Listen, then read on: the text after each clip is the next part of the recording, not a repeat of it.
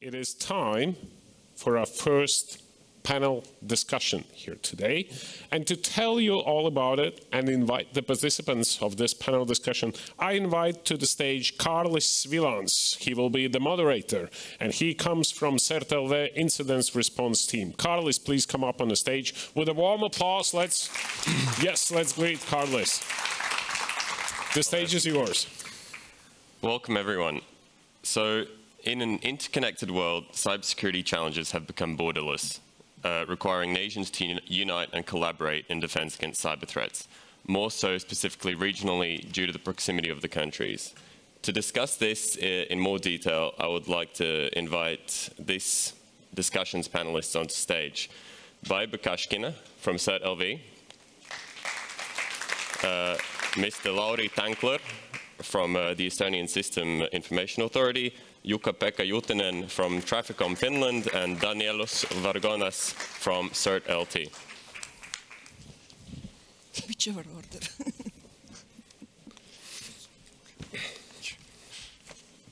So thank you all for joining me on stage, and I think we can dive into the topic immediately. There's no need to lie, and we can say that I believe we all have received a significant increase in attacks or incidents, or we can call it an interest in ourselves, specifically from Russia, since Russia's invasion of Ukraine in 2022. And to get the ball rolling, I wanted to ask Baib, do you have any specific examples of what CERT.LV has faced in the past few years? Absolutely, absolutely. Well, there are many things we have faced, and we've been also very vocal about them. Just maybe a few examples to mention here. Obviously, we see pro-Russian hacktivists attacking our infrastructures. The most visible attacks are related to denial of service attacks, DDoSes, and the goal is really to damage reputation, to make services unavailable, which has been, in most cases, not successful, so that's good news. And the other example, which is more serious, and I know that other countries also have faced it, the supply chain attacks, where those are much more likely state-sponsored actors that try to attack companies providing services to our governments or critical infrastructure, and accessing through those companies already our critical assets. And that's, of course, much more serious than DDoSes. Yes. Has any other nation experienced something similar? I imagine that since we're all regionally quite close, we use the same vendors as well for a few things. Then, yeah. Talking about the supply chain, since it's like geographically really close, so it's natural that there are lots of companies that deal between borders and have trading between them, have kinds of services, interrelations, and so on. So what we've seen post-war, like a few weeks after and a few months after, there were a lot of attack spills related with supply chain. And those attack spills, like initially, what looked like separate attacks, there were actually attacks against Ukrainian infrastructure and Ukrainian companies, but we got some bad repercussions in Lithuanian companies as well, because they were closely interrelated with Ukrainian companies. Mm-hmm. So thankfully Baib as well said that mostly the attacks have not been successful in Latvia, and I guess in one part that would be due to cyber resilience. I think Lithuania has been protected quite well as well. What has been the standpoint from Finland or Estonia in this manner? So in terms of Estonia, I think we're mostly relating to these the DDoS attacks against our infrastructure as well, and yeah, this has been a story of the last year basically for us as well. We've been our CERT team and the whole cybersecurity center in Estonia. We've been for years we've been discussing that, you know, maybe we should be more prepared for, I don't know, ransomware events and these kinds of, you know, larger scale disabling of infrastructure. But in the end, you know, the bigger thing that we needed to be prepared for was denial of service. You know, simple, plain, simple things, and it turns out that a lot of us, a lot of our companies, organizations were prepared, but it has shown us a couple of these areas where we're still our organizations also, they don't still take it seriously, and they think that it may not happen to them. But fortunately, the pro-Russian activists who are doing this, they're very vocal about them. They really want to tell everyone that they did it, and so we kind of like know in advance sometimes about some of these things. But it is a problem in Estonia as well. And we don't say the name of these activists. But yes, the situation in Finland is quite similar, and especially after joining into NATO, we have had a lot of DDoSes in Finland, and actually last 3 to 4 weeks, we as an authority have been one target for the activists. And as I said, the children are playing in the internet, so nothing really happens, but there is a lot of news coming from the DDoSes, and that's why we try not to bringing up these for the news that there is DDoSes going more and more. Yeah, not to fuel their fire. Yeah, exactly. Yeah, not to give them more, how to say, excitement for what they're doing. Yeah, like a lot of times the attacks themselves are also reactions to what the government did, what the government said, or statements or actions like support via information, military stuff, and so on. So yeah, after that, you can start waiting for an attack because you know it's gonna come. Yeah. Yeah. Whatever you make, yeah. Whatever you make. A couple of weeks ago, CERTS was in the target list. Late 2 weeks ago, transport sector in Finland was a target list. Yeah, simple as that. We touched on a few attacks that we know that we can deal with DDoSes relatively well nowadays, since we've all experienced them so much that we have adapted to them accordingly and implemented correct defenses in the most part. But when it comes to more advanced attacks, such as supply chain attacks, are there any legal or policy challenges that have arisen when sharing sensitive information across borders, and how has that been addressed? If anyone feels comfortable enough to take the question, then. I don't know, may I start? I don't know about legal. I'm CERT, I'm an engineer, but policies, oh yeah. For example, I can, let's imagine I am starting an investigation, a threat hunting investigation, investigating some kind of a possible threat. Maybe we don't know yet. We're starting to check out the infrastructure of some government institution, and we see a beacon. If we see a beacon, that means something's going on there, and probably there's something deeper.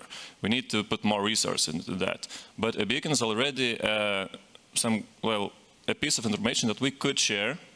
But if we do share it, someone will start nibbling at that beacon, and the C2, the threat actor, will know that they've been discovered, basically.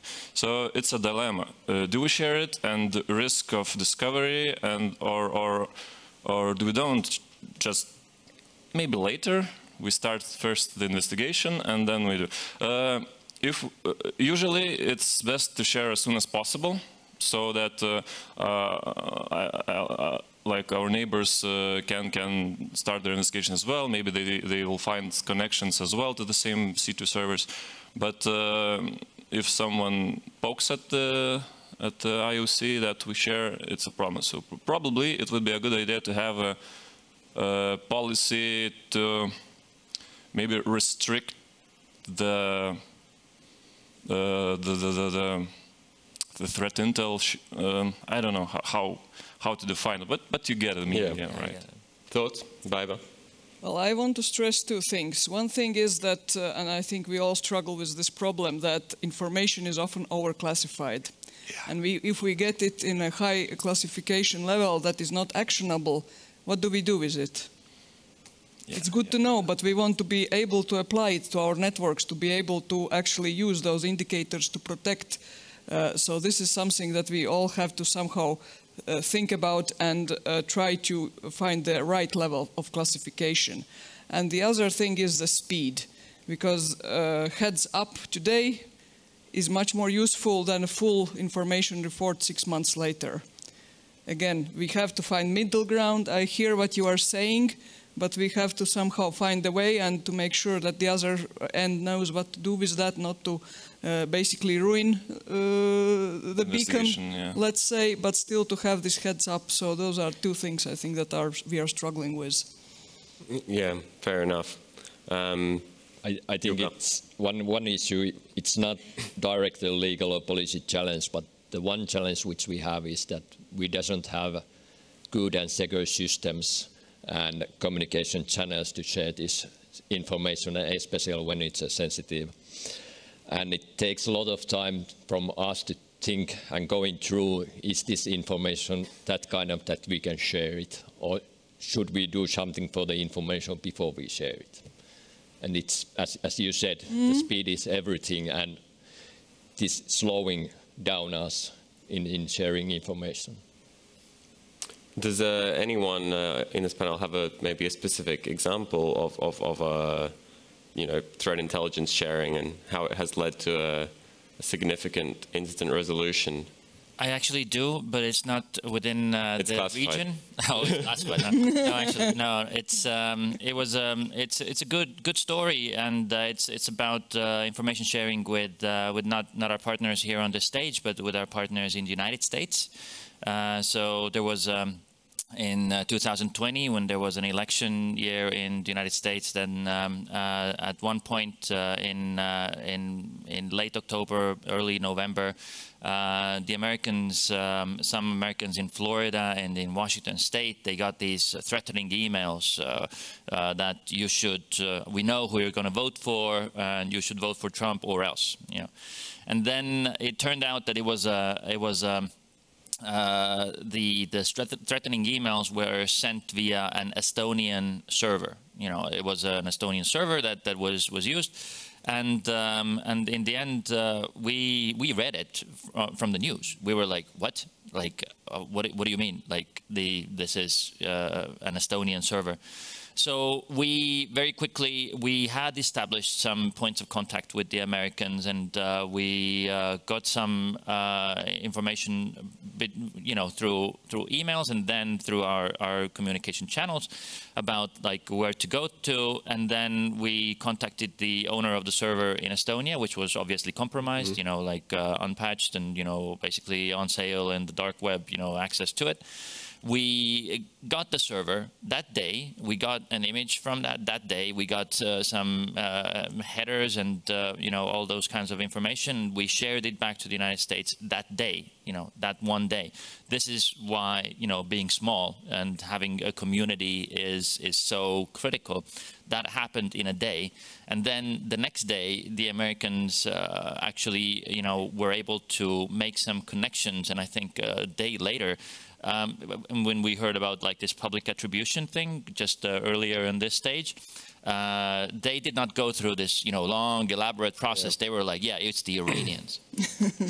And this is something that actually describes a process which could only happen if you have trusted partners who actually can communicate with each other.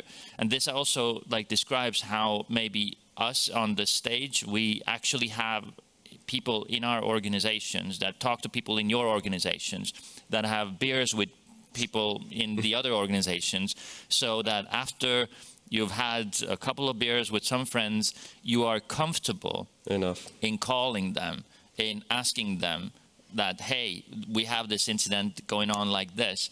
I don't think the threat actor that was actually behind this particular the server at that time, I don't think they realized how quickly this whole thing unraveled. And so they didn't have a chance to destroy their fingerprints from this whole thing. And so this actually, the speed of it actually helped it. And this is actually public news, and this is publicly available data in Estonian media and I think some in the American media as well. So it's nothing that we're describing as classified or confidential right now.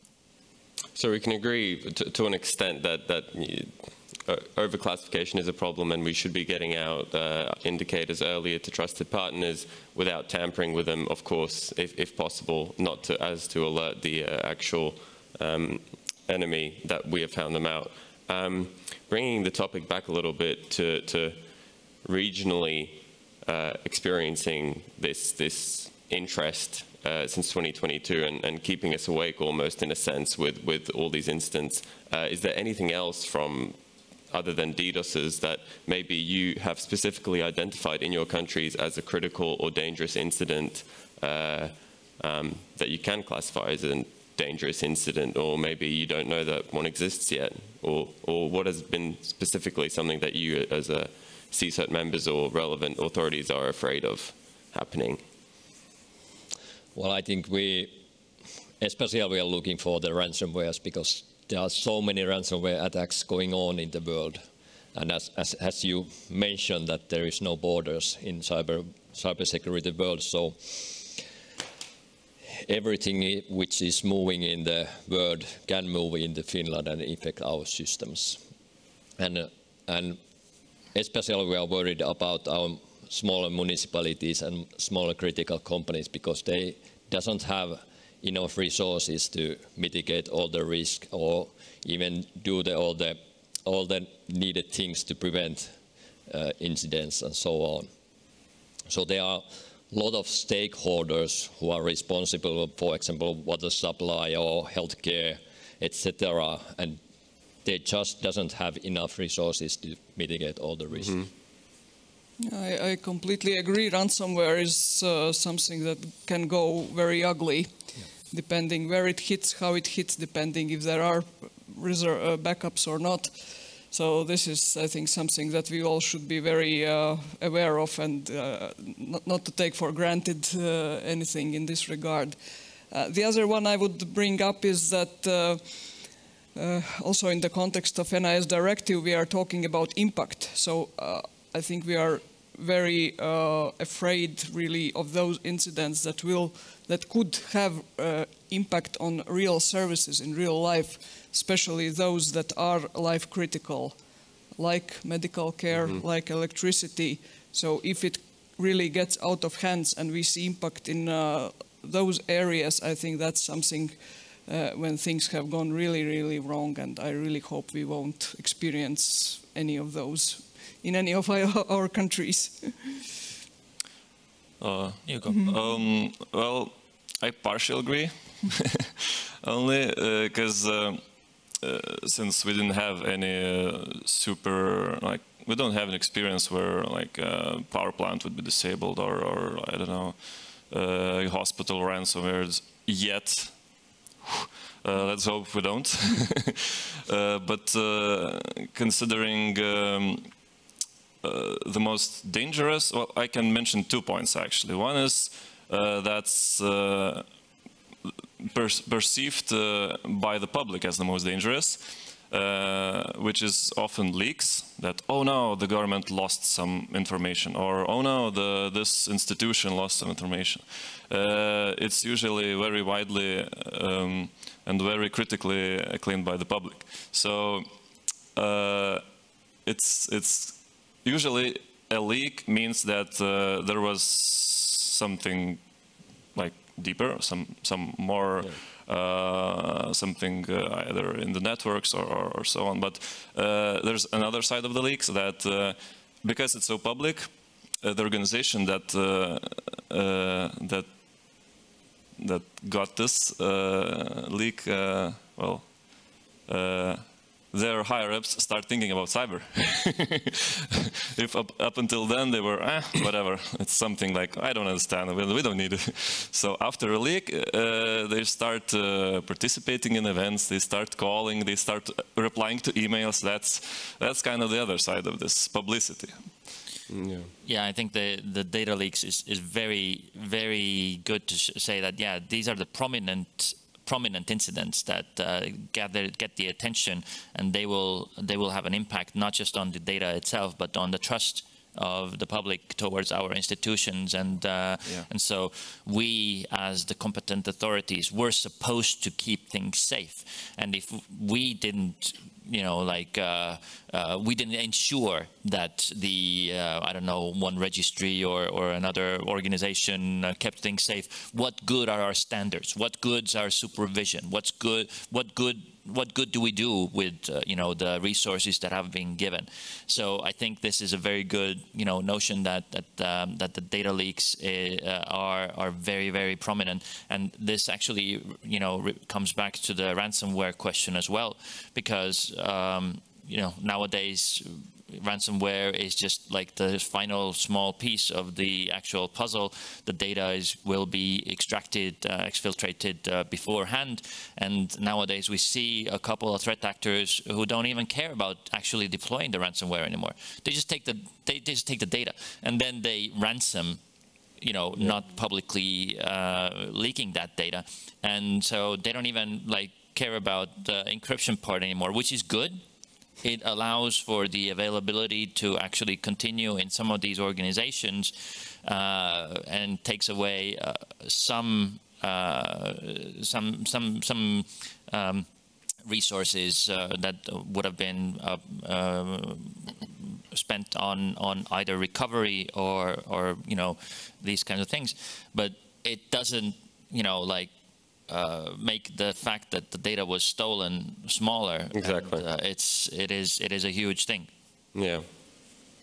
So it's interesting, yeah, that every country has their own opinion or agrees on the incidents or potential impacts of incidents on each of our own countries.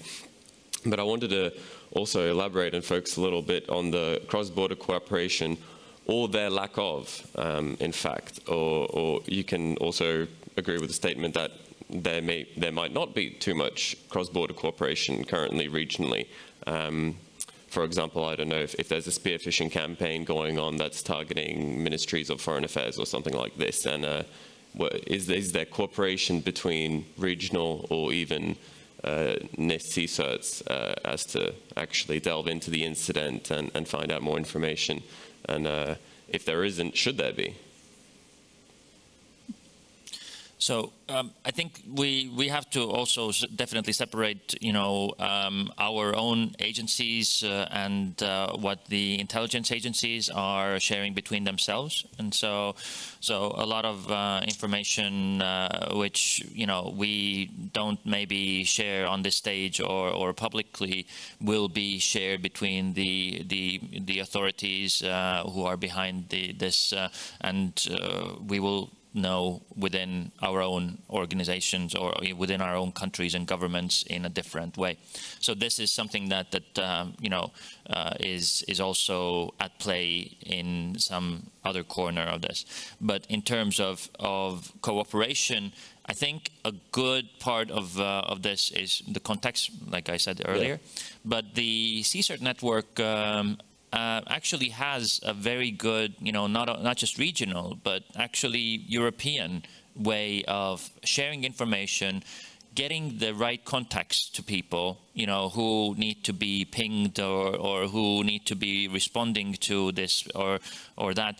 And I think this is something that where not just regional, but cybersecurity and incidents, they don't know borders in general, and so we can basically talk about maybe some countries which have been, you know, in terms of in the context of Russian aggression. So maybe some of these countries in Europe that have been more vocal about their support to Ukraine, they will have some similarities and they will have to share information between themselves a little bit more than maybe some other countries there.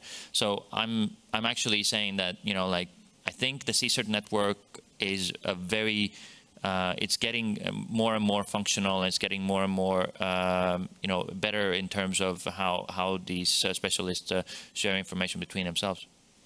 Well, I absolutely agree, and I think that there is a lot of granularity also in this question. One is the contacts and day-to-day information sharing. Other would be some bilateral information sharing of stuff which is more sensitive. And there are many channels for that. And then there is another layer which is discussed a lot in the legislative level, etc., which are cross-border incidents. And that is something that we are perhaps, well, I would say that we haven't seen real major cross-border incident in this region. There are some examples. The Ukraine, Lithuanian thing, probably. But other than that, okay, for example, what was it? Not Petya, that of course also was a spillover, etc., etc. But I mean, the incident that would hit one sector in all 3 Baltic countries or wider, this is something that is a lot discussed in the legislation, but it's not something that we really see in the real life happening in that scenario. We see other things happening, and I'm not saying it's good or bad, but it's just where the gap is, I would say, from what Commission was expecting maybe to happen and what we see in unfolding in reality. Yeah. Well, I think if we do 3 things, we have good possibilities to prevent many significant incidents, and I think the 3 things is the coordination of vulnerabilities, scanning and assessment of vulnerabilities, and connecting the targets via operators directly or via our company, our colleagues in the other countries. And all of these 3 things need to be done in the good cooperation with the other CERTs. Fair enough. Yeah, like we have different layers of cooperation, of course. Like there's Cyclone, there's CSIRT network, and there's going to be NSOC. How is it?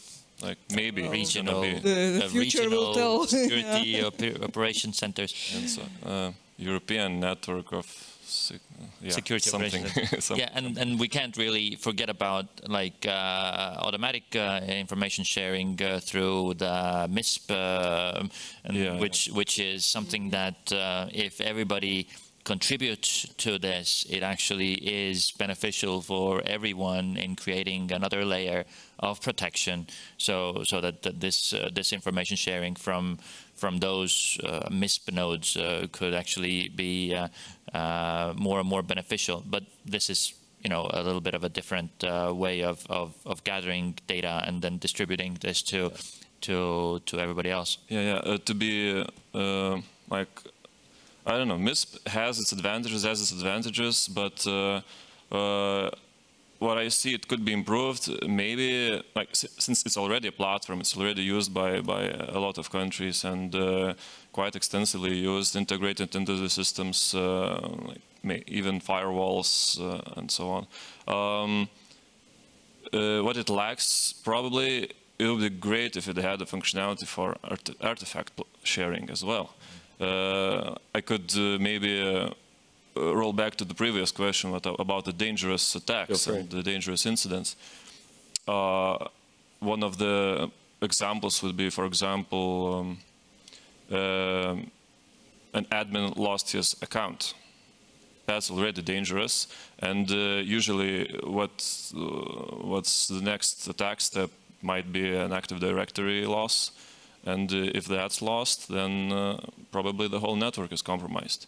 What happens then if we find this happened, but like a year ago, and no leaks, no ransomware, but the threat actor is there?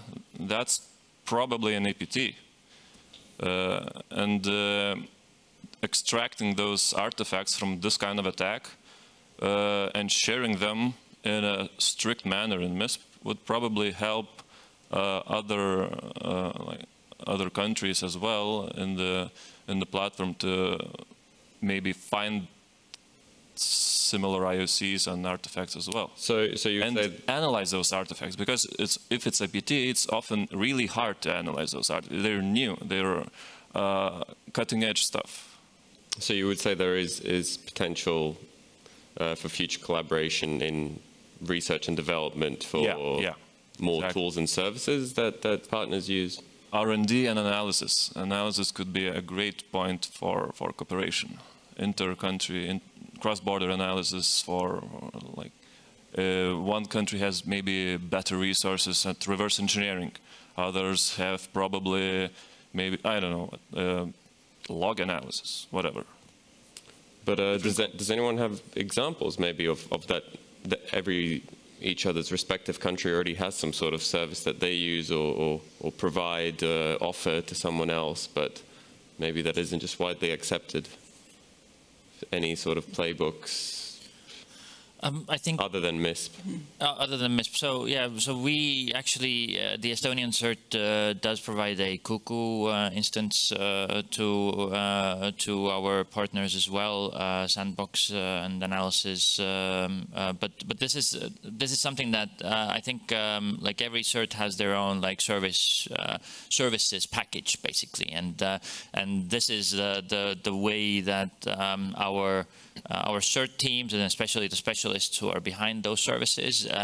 Fortunately, I would say that I actually do really appreciate these conferences which bring together not just the higher level strategy, political analysis people, but also the techs who go and they share their case studies. They share how they're doing a new tool somewhere. They invite everybody to actually come and participate. There are some very good examples of cross-border projects, European funded projects and connecting Europe projects, all these kinds of things which do things which have results in these sorts of tools.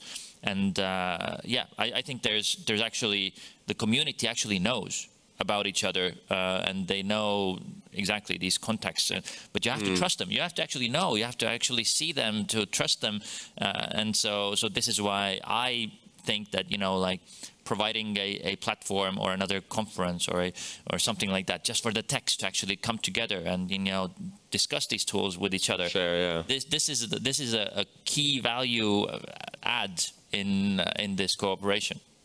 Yeah, it's interesting in that sense of sharing and trust, because at the end of the day, everyone would say that everyone is friends, but I think you get over a little bit of a different level when you actually meet in person, and there's a lot more trust in some sense in bilateral or trilateral or lateral, as many as you want, as long as you're happy relationships. But it's different in a sense from just, well, we're all in this one organization, so we instinctively trust everyone with the same amount of degree. Well, trust is personal. It's not between organizations, however we put it, but the trust building, you need person to person. And then to bring it to the organizational level, it's just based on many personal level trusts, and then you can go one level higher. For the examples, I wanted to mention, I think we mentioned several times through the conference, our threat hunting operations that we conduct together with our Canadian colleagues and also colleagues from other countries. And I think one of the great outcomes is the playbook of how to do those operations. So this is something that really two nations have contributed to, and that can be beneficial also to the others. So our small contribution. Yeah, I come back to the tools and experience and information of the tools which we are using in the system, etc. And at least I have to say that we could do better in sharing information and experience of our tools, what tools we are using, because many times when we discuss about these tools which we are using, we figure out that, okay, the other CERTs might need also these tools, so why don't we share more the information, experience, and even the tools. And then the question is it open source? Do we have comments? Can others use it? And that's all. No, actually we can't. At this point, it's only in our local language, the comments, and then so on.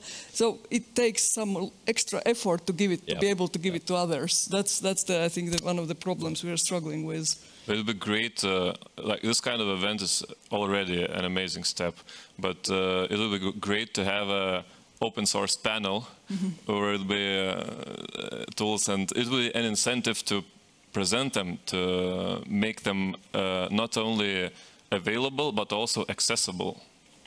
Oh, that's an idea for the next year. We'll note it down and we'll think about it. So Baiba mentioned threat hunts and Jukka mentioned scanning vulnerabilities more worldwide or in a larger scale. So I assume that you do it to some sort of degree. I wanted to ask, is there any, then, along with these threats that are emerging, how do you ensure that, collaborative defense strategies or your personal defense strategies remain agile and competitive with the new threats that come along, for example, other than maybe doing active threat hunts or scanning for vulnerabilities at a larger rate? So I just wanted to, I want to address this vulnerability scanning and this whole thing. This is something that keeps us up at night in Estonia, in general. So the big question in terms of also coordinated vulnerability disclosure and maybe even bug bounty and these kinds of projects. So.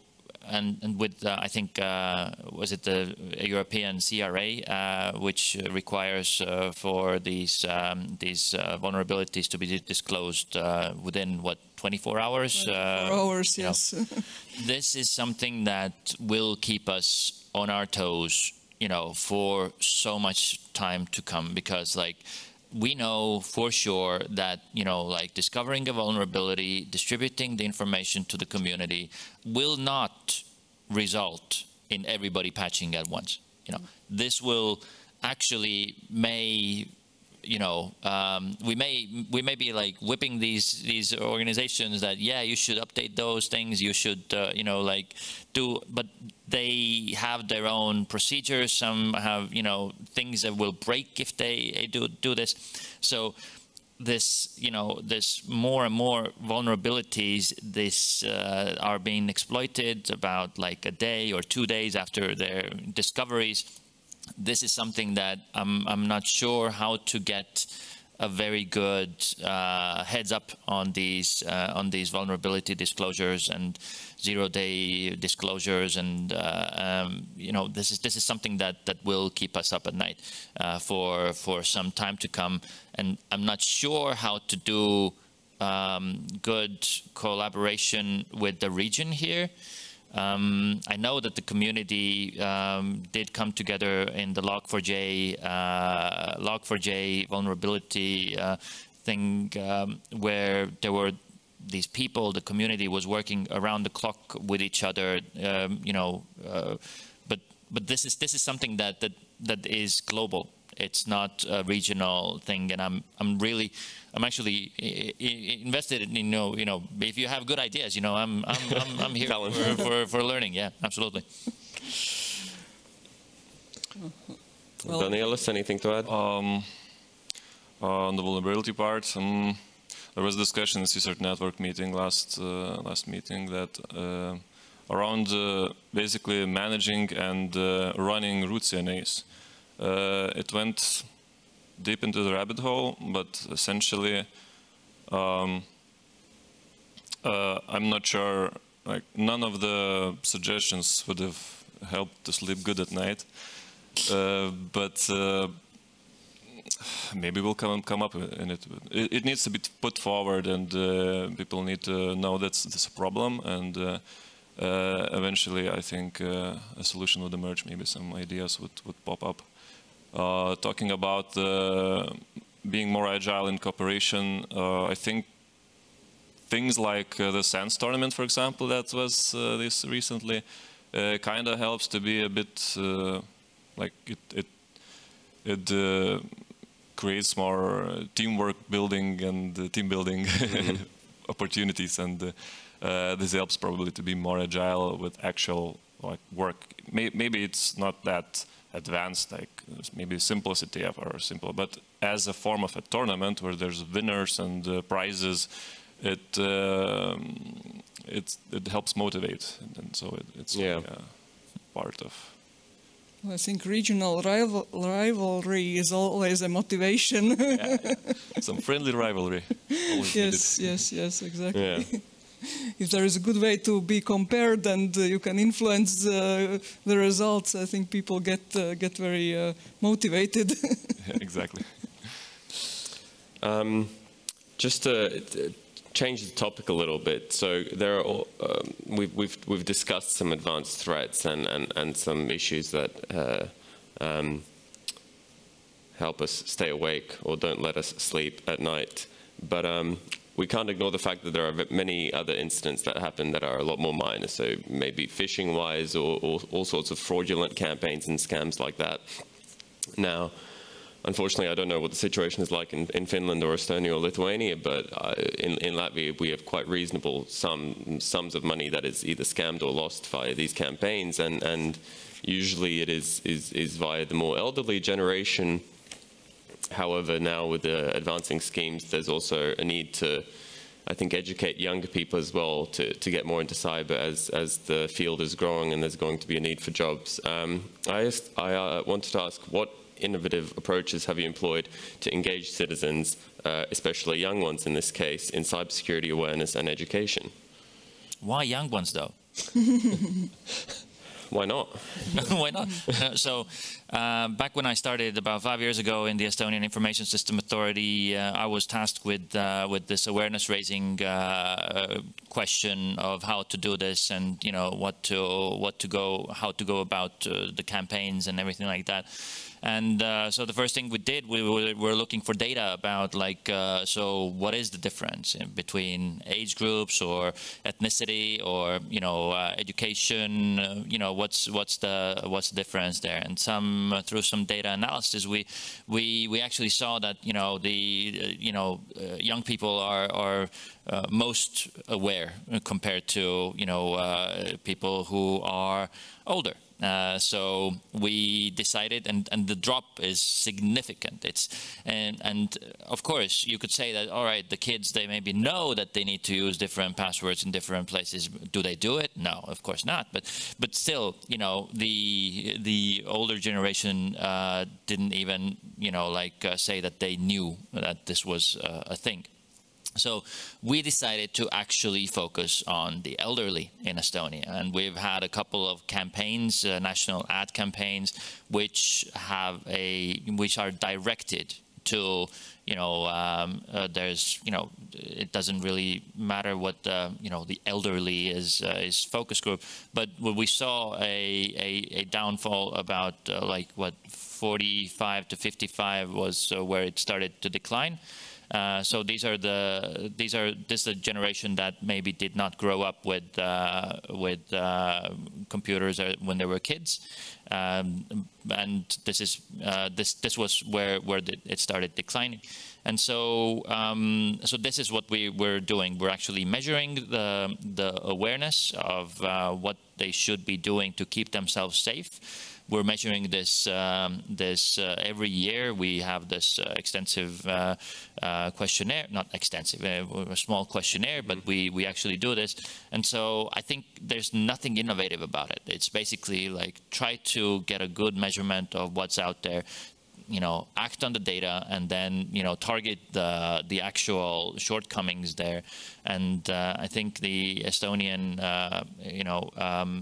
but the awareness campaign, and it has to be very local, hyper local, and it's nothing that we can. I don't think that the European Cybersecurity Awareness Month, I mean, it's a nice thing to have, sure, but you would have to localize it so much that it would actually mean something to the local Latvians, Lithuanians, Finns, or Estonians.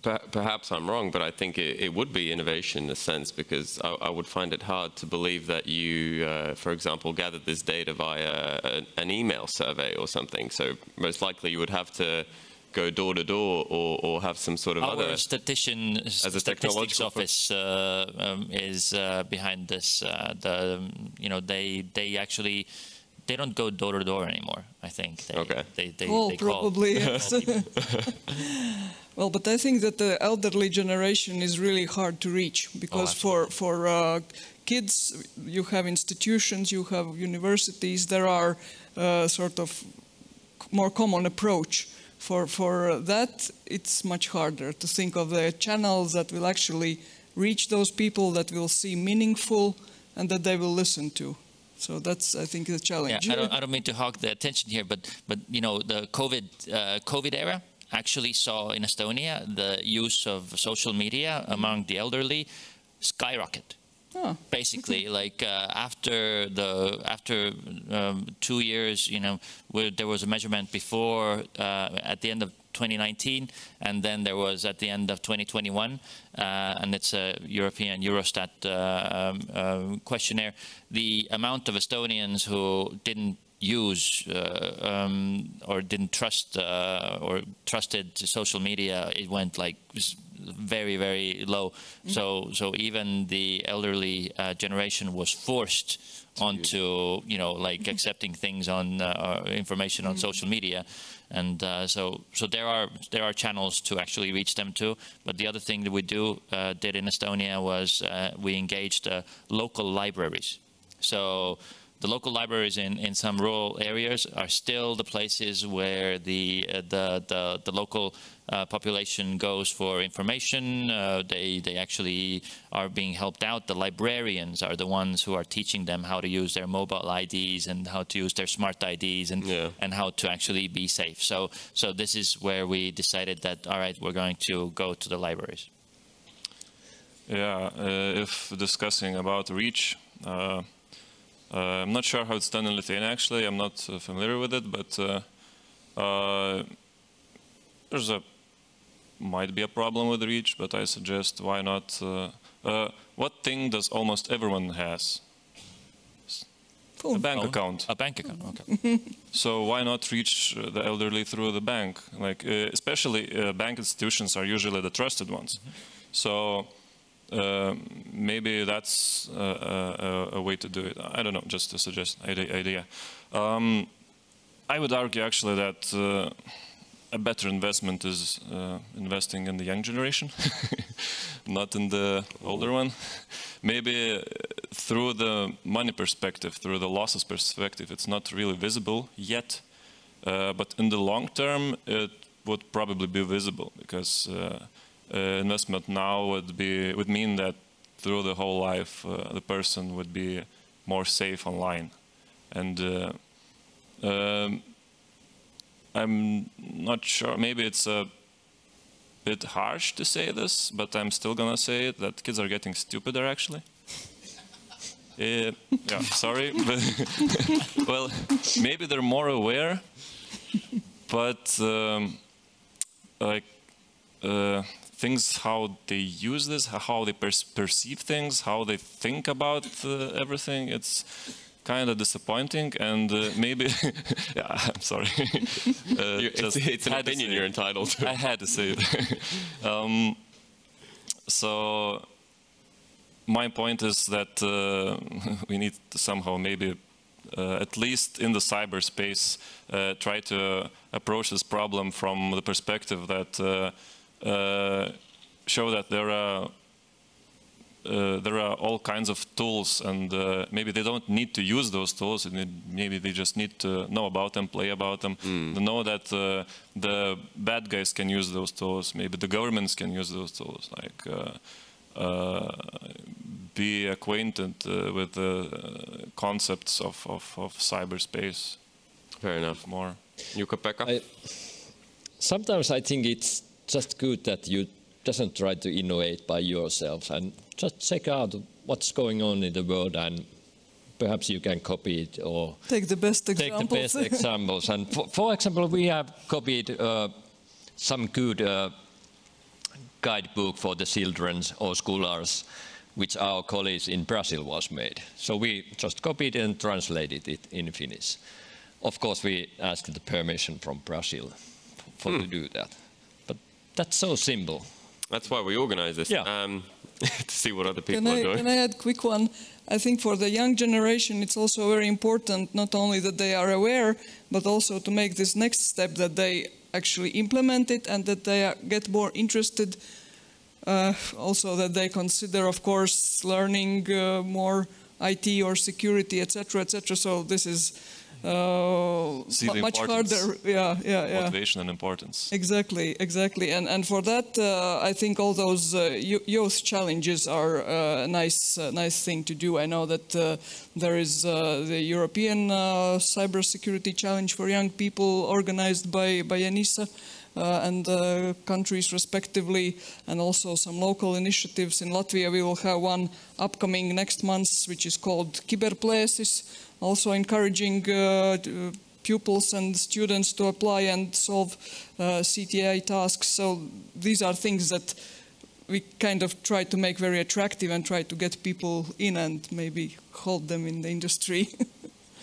Yeah, nice point. Yeah, we're actually doing similar things. We're inviting partners from our partner organizations and the region as well. So, for example, we also have the cybersecurity challenge, of course, but this is a very local one. But there are some regional ones. For example, one's called Cyber Battle of Nordics Baltics, and then this is a private undertaking, and with the Nordic teams coming, and I think Latvian, Lithuanian teams coming to Estonia in November as well. And the other initiative that we have, and if anybody is interested in that, is a cybersecurity training camp for girls. 13 to 16-year-olds, middle school age. We had this camp in the summer in August, and besides Estonians, there were also a Latvian team, an Italian team, and a Czech Republic team were there as well. And we're trying to make this even more international next year. So this is where we actually do work with youth as well, trying to make them more not just aware, but less stupid. Yeah. Perfect.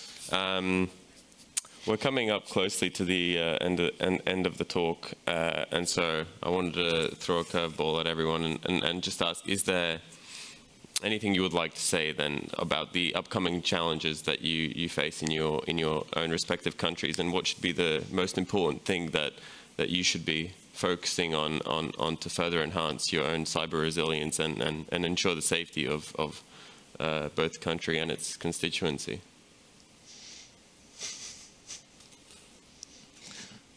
A lot of work. I think what we are trying to do is, of course, to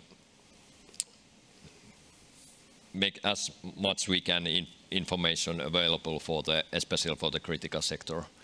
And of course, we are trying to develop new tools for the critical sector especially, to help them to mitigate all the risk and prevent possible incidents and so on. And I think that's at least one of them our major task at the moment. Well, I think it's we see synergies here, we see synergies everywhere, that we actually are working all toward the same goal. So I think it's really important not to forget that we can ask for advice, for help to our neighbors, and of course not only neighbors, so that we don't spend too much time on reinventing the wheel. I think that's something that we have to remind ourselves again and again. Yeah, and I wanted to just say that continuity in terms of people and skills is also very important to keep on the trust between different countries and different organizations as well. I'm sitting in for our CERT, head of CERT, who has left our organization now, and we're in a transitional period within our CERT team. So this means that it's really, really important that we keep these dialogues open, and we have people we can trust in these different organizations. We know that this person in this organization is our friend and we can trust them, and maybe we even have their you know, like key, well, we can basically trust their PGP keys maybe one day. And then so there's this continuity thing that is really important in cybersecurity, and the CSIRT network is actually, it sounds big, you know, it's like 27 countries, or you know, like maybe even like people from outside there, but at the same time the community is really important, that they know each other, they can trust each other. So this is something that I think that is important to point out here. Yeah, building trust is super important. From the Lithuanian perspective, I can mention maybe that we have an idea to build this tool set for incident management, our own to begin with. But to build trust between, firstly, institutions within Lithuania, to have a unified platform, to be able to communicate, collaborate quickly between the institutions, so that everyone's basically on board of what's going on during the incident, and probably in the future extend that to pipeline the cooperation between the countries as well, between the neighboring allies. Perfect. Thank you very much. Now would be a perfect time to see if there are any questions actually from the floor. And if not, then from... There is one. Oh, there is one. Yeah, hello, Alexander's here. I want to ask a question. Do you observe in the last, let's say, 12 months, the threat caused by insider threat actors within the organization? In Estonia, we get some information about from our partner organizations who have said that a disgruntled employee has caused some bad things to happen, or has taken some data with them. But this is the amount that of information that can be that I can actually share. Yeah, that's a complicated question. Yeah, because like, we can answer it maybe. Maybe yes, maybe not. It's a confidentiality thing, you know. In a broad sense, yes, there have been disgruntled employees. This is something that. Well, we are also aware of few cases where there might be some elements of insider threat, but I've seen some statistics where this is evaluated very high as a threat itself, and I don't think it really correlates with what we are aware of. Maybe we don't know many things, I don't know. One more. Hello. As I represent the financial sector, the question is about potential collaboration on the finance-related phishing. You know, in Estonia and Latvia, constantly SMSs, calls, and you know, when my mom from Tallinn calls me here to Riga asking, yet again, you know, any plans on collaboration between CERTs on this aspect, because society is really like in trouble with that. I think it's already ongoing. Yes, we exchange information in that regard. So that is happening. There is cooperation with the banks in the region, and we share a lot of banks in all of our countries, and the same with CERTs. We do exchange information on malicious domains, on malicious IOCs that are related to those campaigns. So maybe we can do it even better or more effective, that's for sure, but it's not that we have to start from zero. Probably in the near future, since like AI is coming up, and threat actors are probably going to use it as well and automate these attacks even more and have them even bigger scale. An automated management for these incidents is also necessary, and perhaps it would be a great opportunity to start working together on some automation tools to manage these kinds of threats. And I also want to point out that the law enforcement agencies are also cooperating, on the other side of this, that this is not only just between us to do, but the law enforcement officers, I know of some successful cooperation projects there as well, in terms of banks and financial phishing and theft. I encourage to check out our new regulation which came into force in this week, and there is some measures to block these false numbers which are using in the phishing. So go on the website and check it. Spoof numbers, right? That's good. We'll have to do it. There's one last one I think we can squeeze in before lunch. Yes, got the accept from the moderator. Lunch is already there. Hi, thank you so much for the presentation. It was a lot of really interesting information. My name is Olivia, I'm from the United States. My question is, we've heard a lot about intergovernmental collaboration, coordination, but do you leverage the public at all for cyber threat management in terms of pushing public service announcements or maybe recruiting white hats? How does the public help you in your efforts for cyber threat management? All of it. Yeah, exactly what you described.